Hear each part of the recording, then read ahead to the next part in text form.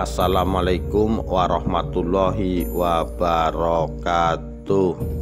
Rahayu Rahayu Sagung Dumadi.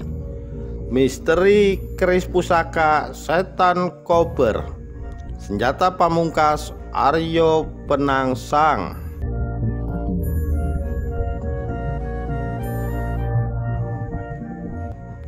Ditulis oleh Faisal Bosnia Ahmad.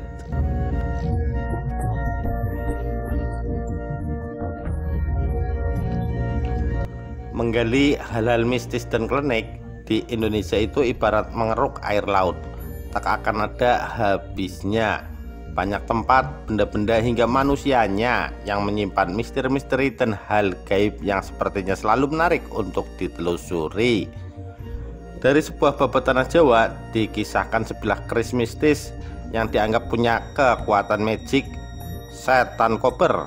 Nama keris tersebut sebuah keris sakti mandraguna yang dipercaya dapat memberikan kekuatan sakti sekaligus takdir petaka bagi sang empunya.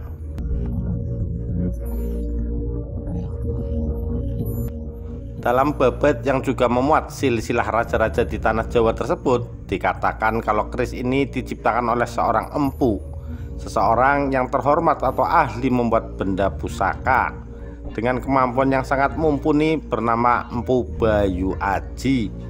Keris ini diciptakannya pada zaman kerajaan Pajajaran atau pada tahun 1150.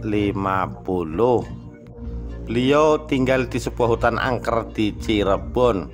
Bukan hanya kemampuannya dalam melahirkan benda keramat, ia juga memang dikenal punya kemampuan mistis. Murid-muridnya bukan hanya berasal dari golongan manusia saja, namun juga banyak bangsa jin yang bersimpuh dan hormat kepadanya.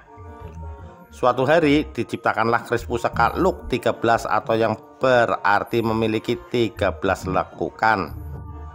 Namun karena suatu sebab ia gagal menyempurnakan kekuatan magic keris tersebut, sehingga keris ini mendapat nama keris Kyai Setan Kober.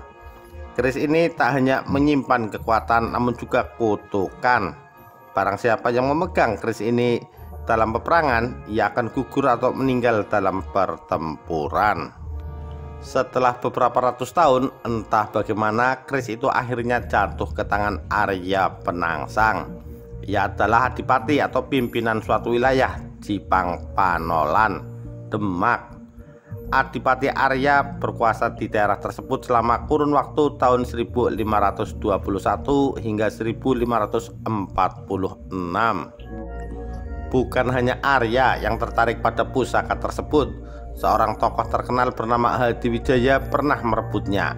Arya yang mengetahui hal ini lantas menyuruh 4 orang kepercayaannya untuk membunuh sekaligus merebut kembali keris setan kober tersebut dari Hadiwijaya yang juga merupakan menantu Sultan Trenggono.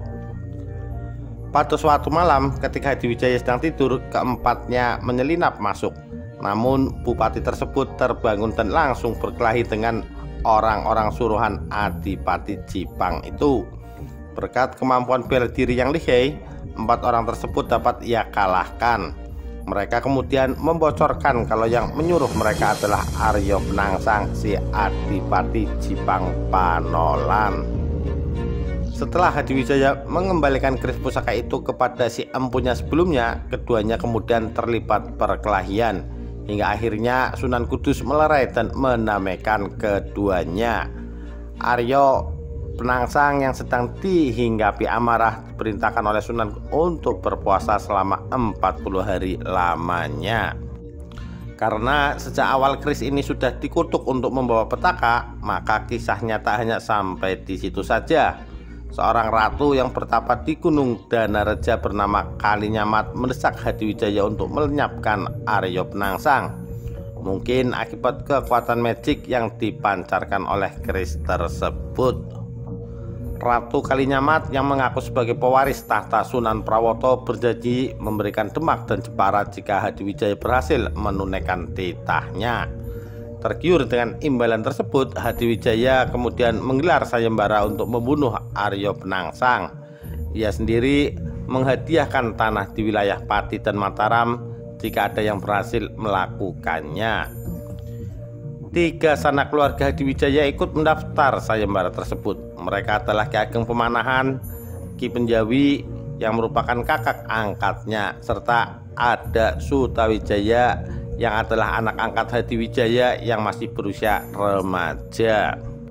Di tempat Arya Penangsang, ia sedang menggelar syukuran atas keberhasilannya berpuasa selama 40 hari.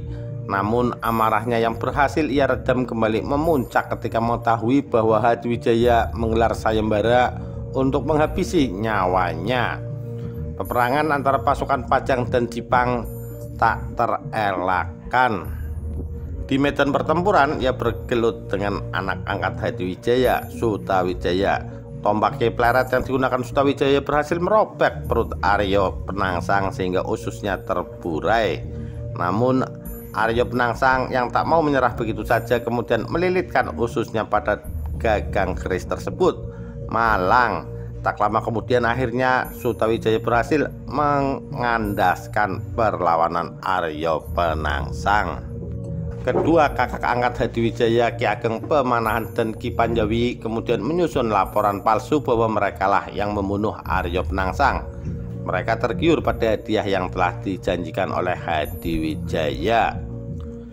Layaknya keris Empu Gandring yang misterius itu, saat ini tak ada yang tahu di mana keberadaan benda keramat ini. Padahal keris serta benda pusaka lainnya biasanya diwarisi oleh Keraton Surakarta dan Keraton Yogyakarta. Namun informasi mengenai keris ini lenyap seiring dengan kematian Arya Penangsang.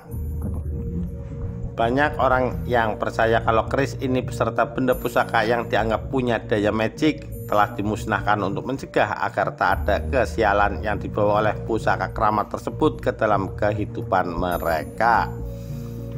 Cukup disayangkan kenapa keris ini pada akhirnya menghilang. Padahal keberadaannya penting sekali sebagai bukti sejarah.